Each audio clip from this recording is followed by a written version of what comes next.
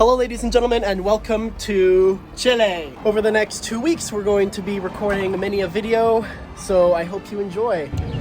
Hello ladies and gentlemen, and welcome to my life. My name is Josh Chilton, I'm an artist and world traveler, and welcome to Chile.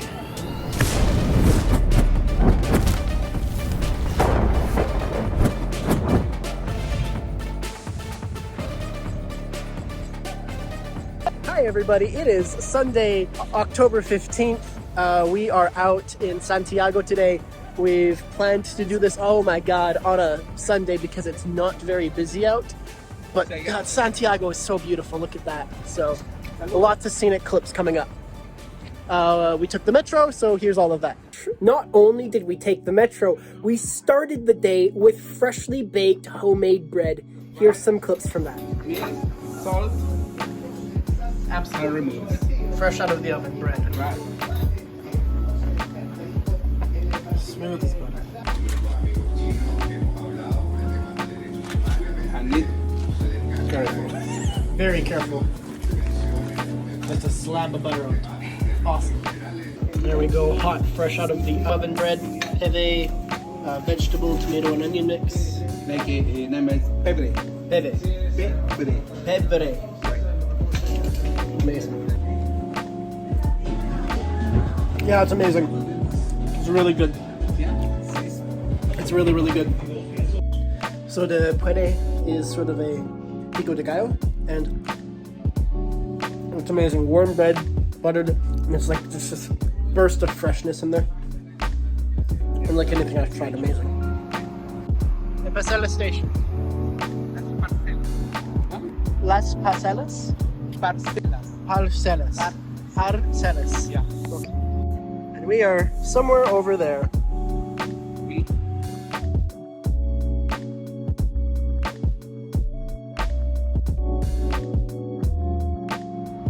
Próxima estación, Barrancas.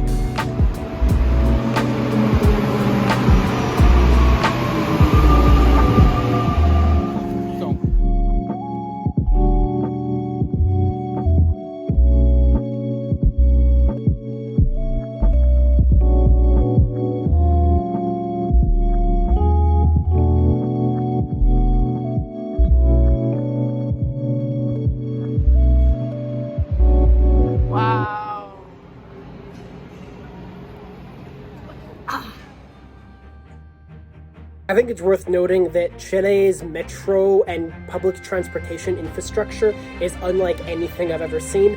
I can't say it's the best in the world because I have no statistics on that. Here are some statistics on accuracy, but in my experience, it's better than any place I've ever been. Not only are there trams and railways stretching all across the city and country, but the underground subway transportation in Santiago itself is unreal. Man, these people dig. They dig so much, like 7-8 stories underground with multiple layered train stations. It's like something out of science fiction. I think the reason for this is unlike where I'm from in Alberta, where the soil is very clay-like and the rock is a lot of sedimentary stuff, which is great for oil fields. Because Santiago in Chile is built on the Andes mountain range, the foundation is like bedrock. So you're able to drill into it with quite a large degree of structural stability that you don't get in the region of Canada or North America that I'm from.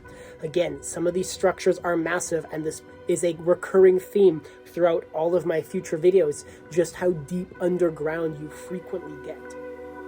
I shouldn't want you, I shouldn't need you, but I'm afraid that's not up to me. Cause when I hear you sing through my speakers, it's like my mind takes a hold of me. I've tried shutting you off for some time now, but I'm still hearing your voice in my head. Oh, I wish I was more than your fan now, and that your voice came from here in my bed. You're in my headphones, baby, in my headphones, baby, in my headphones. I just got attacked. My squirrel PTSD came back for me.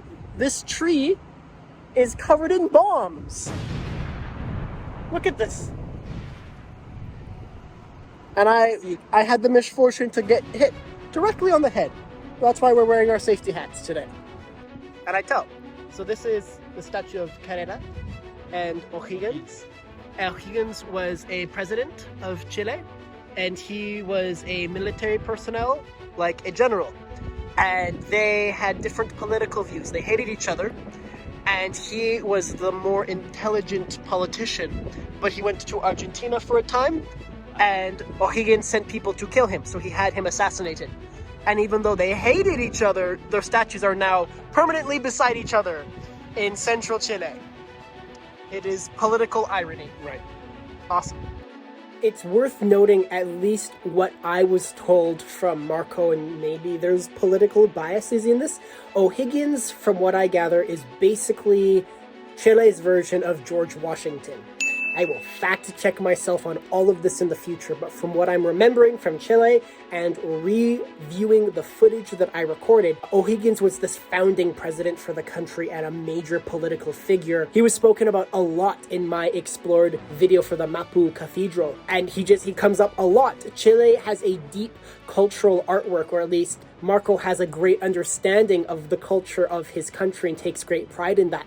And O'Higgins was featured in almost all of the murals and artwork that I had seen talking about the foundation of the country. Okay, more Chilean history. So in 1973, it's one of those murals. I'll show the frame now if I can. This building was lit on fire during some kind of a revolution, and the president died. And at this door, his body was removed. The plaza with the generals is just down that way. So that's the building. We're on the right side of it. These are all the people that have come out that door? Que arrancaron. So that was a list of people that have lived because of that door being here. Now we are looking at Constitution Plaza, and that is the president who died coming out the door. But this is a major event center for the city, and we can see all the beautiful Chilean flags lined up. Very patriotic. Okay, more history. So this president killed himself during the military revolution. He's the one who came out the door. Apparently there was a tank here shooting the building, and there was planes that came down and they were bombing the president house because the military was revolting against the government because he wasn't doing a good job and the country was very bad. And the military said, "You need to leave," and he says, "I'll never leave," and he killed himself. Danger. Show the film to the Filming it being bombed.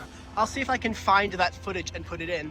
This is the hotel. Was it in this moment? No, then it's a government building now. Okay, but that's where you work right now. Right. Okay, but About 10 years. But at the time, it was a hotel, and that president was up in the 12th or 11th floor, shooting down at the military. How crazy is that? I gotta find that footage. But when national reconstruction starts, this is where it's going to have to begin. The ruins of the Moneda Palace, where President Allende lost his life. It's the symbol both of the old era and the new. And it's here that somehow something will have to be built on the ruins not only of a palace, but of a government. There is a vacancy for a people. I want to again stress how nice this is. Both thank you again for showing me around, but it's so empty. Yesterday, driving to Cristobal's wedding, the streets are full of people. So coming out on a Sunday like this has been amazing because we're able to just walk around and enjoy the city, and there's nobody out because everything is closed. So it's fantastic.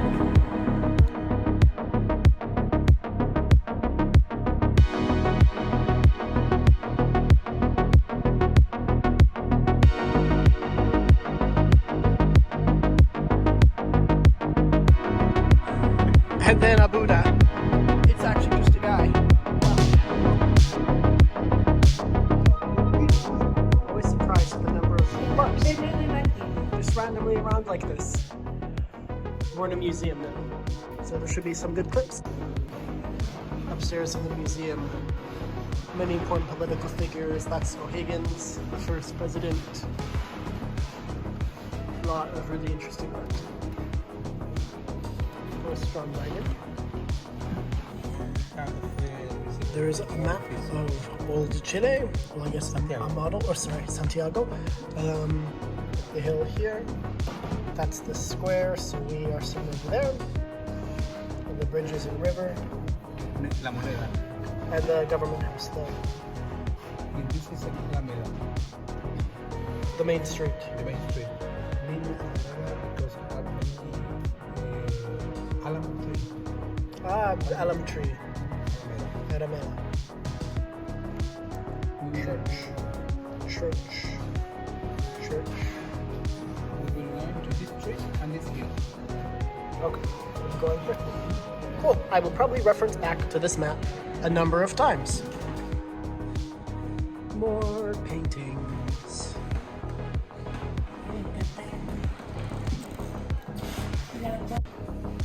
So it looks like Chile was using sodium nitrate as a fertilizer, which gave the country a lot of prosperity and allowed them to build a lot of infrastructure, but also caused a war with Peru and Bolivia because Chile became very wealthy and Bolivia does not have access to the coast.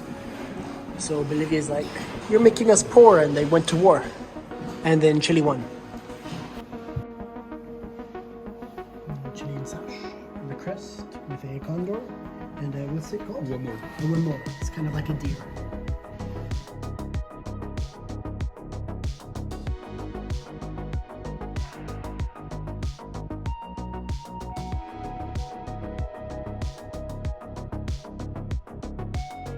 Chile, many of the roads are flat all the way across, and you have physical dividers to prevent cars from crossing.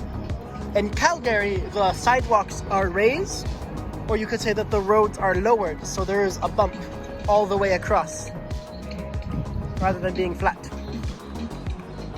Wow, would you look at that? It's a bike. Wow! Yeah, that's just how the roads in Santiago are. Little bumps. They keep the sidewalks separated. Oh boy, you know what that is. That's right, it's a church. You know what that means, picture time. So those of you who know about Opera GX as the web browser, this is the Santiago Opera, and you will notice the same logo and the same color scheme. Crazy coincidence, I suppose. Which brings us to today's sponsor. Nobody, again. Sorry, couldn't resist. Touching up on that, the last stop of our tour is the hill, which is right there. Look at that. Crazy hill. Oh yeah, we're gonna have a lot of good cinematics here. Enjoy, ladies and gentlemen.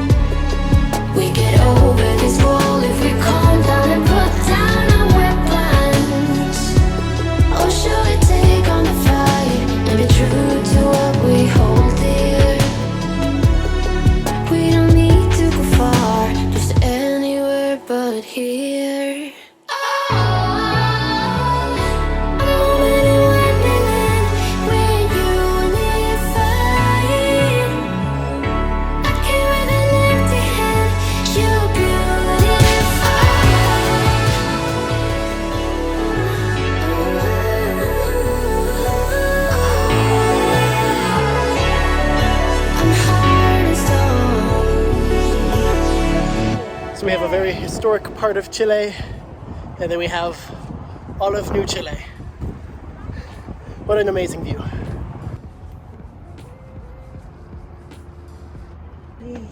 Mini church. That's just a really cool rock formation, the way that the earth has been bent and broken into pieces like the great scales of a dragon or something. Yes, of course my mind goes towards dragons, but I don't know what it looks like. It does feel quite a lot like I'm going on some great adventure exploring a new tomb with the extreme steps and going through a cave, but now this is just a hill right in the center of Santiago. An amazing climb. Careful to watch your step. But we're almost there. And you get some amazing views.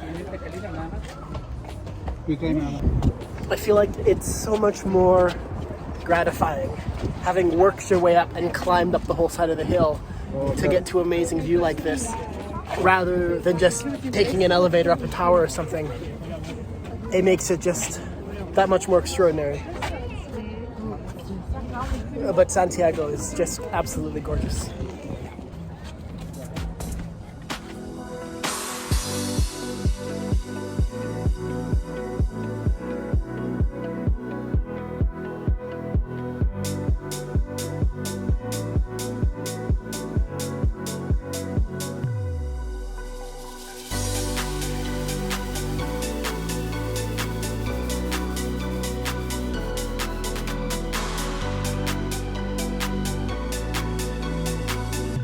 So far today has been amazing. Learning about the history of the city and seeing all of these spots has been absolutely amazing.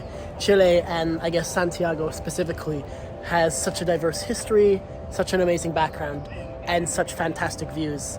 I feel so blessed to be here. Controlling the overwhelming instinct to climb on everything I see.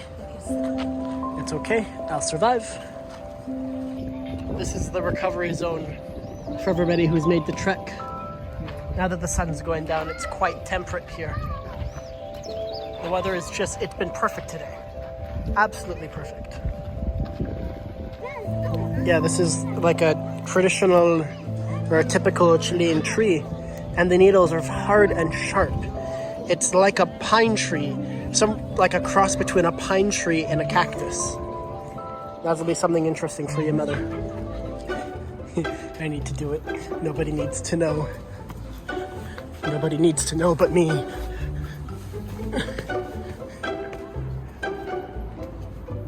Actually not a spot I'm supposed to be, but it's fine.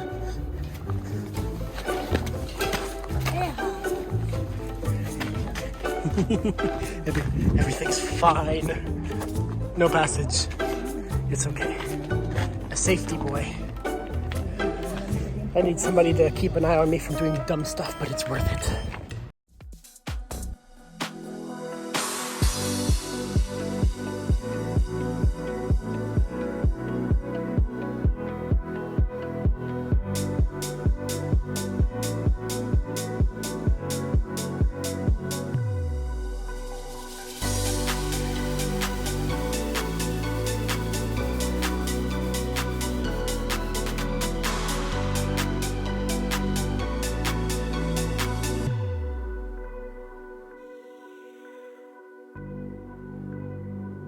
It seems that as the nightlife of the city it gets later, more people come out and start to show their wares because it's busier.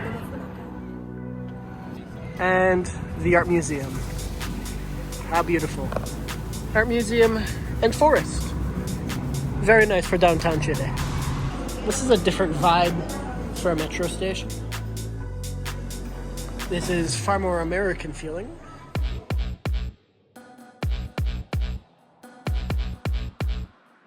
Listen to the sound.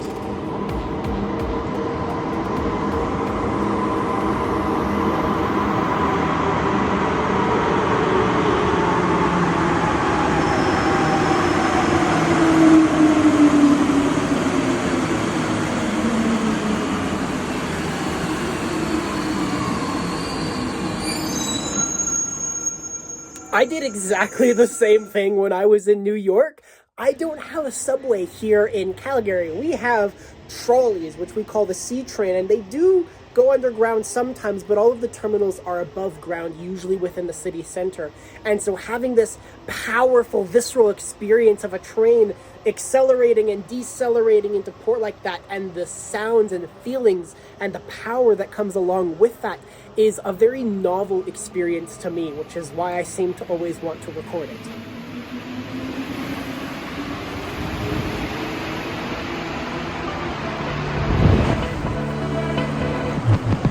Okay, post-credit scene, just for my mom. What's it called in Spanish? Níspero. I don't know. Níspero. This is it's kind of like a fig-looking thing that's just growing on the trees nearby. Apparently they're good to eat, so I'm gonna try it. Sweet. Big seed inside. Oh, and then a bit tart on the back end. It's kind of got a choke cherry feeling like it makes your mouth a little numb. There is just fruit everywhere in Chile, and in specifically Santiago, where I spent most of my time. Everything just grows there, and it's not uncommon to have seeds like scattered across a lawn, and just trees and fruit trees and plants and crops sprout randomly.